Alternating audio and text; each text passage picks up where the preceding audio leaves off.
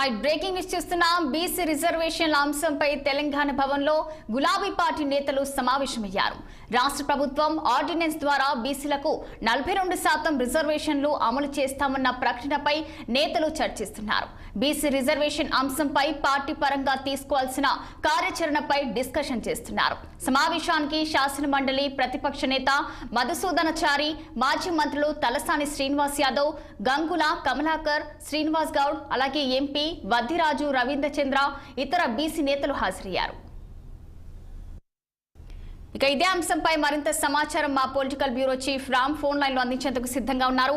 చెప్పండి రామ్, ఇక తెలంగాణ భవన్ లో అయితే గులాబీ పార్టీ నేతలు అయితే సమావేశమయ్యారు. ఇక 42% రిజర్వేషన్లు అమలు చేస్తామన్న ప్రకటనపై కూడా నేతలు చర్చిస్తున్నారు. అప్డేట్స్ ఏంటి?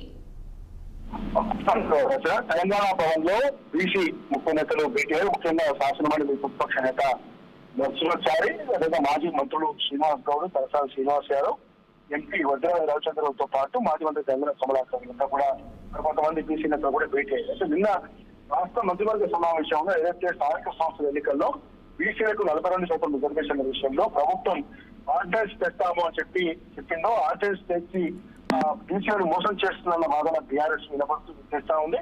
కానీ ప్రభుత్వం మాత్రం మేము బీసీలకు వెంటబడిన వర్గాలకు 42% రిజర్వేషన్ కల్పించే విషయంలో చిత్తశుద్ధితో ఉన్నామని చెప్తా ఉంది. అంటే బీఆర్ఎస్ మాత్రం ఆర్డినెన్స్ తమిళనాడు, మహారాష్ట్ర, తెలంగాణ రాష్ట్రాల్లో కోట్లు కొట్టేసి అన్న విషయాన్ని గుర్తు చేస్తా ఉన్నాయి. ఈ పరిస్థితిలో కామారెడ్డి అసెంబ్లీ ఎన్నికల సమయంలో కామారెడ్డి డెప్యుటేషన్ పేరుతో ఏదైతే కర్ణాటక ప్రస్తుత ముఖ్యమంత్రి సిద్ధరామయ్య పిలిపించి మీరు ఏదైతే హామీ ఇచ్చారో ఆ హామీ ప్రకారమే 40% రిజర్వేషన్లకు చట్టబద్ధత కల్పించేందుకు చేయాలి తప్ప ఆర్డినెన్స్ పేరుతో చేయడం సరైనది కాదు అని చెప్పి బీఆర్ఎస్ మండిపడతా ఉంది. ఈ విషయంలో ఖచ్చితంగా మేము ఒత్తిడి చేస్తాము. ఇదే విషయాన్ని రేపు అసెంబ్లీ సమావేశాలు కూడా పెద్ద ఎత్తున ప్రభుత్వాన్ని నిర్వహిస్తామని చెప్తా ఉంది. ఈ నేపథ్యంలోనే మీడియా సమావేశాలు కూడా నేతలు మాట్లాడుతున్న ఆయన కూడా మనం చూస్తున్నాను.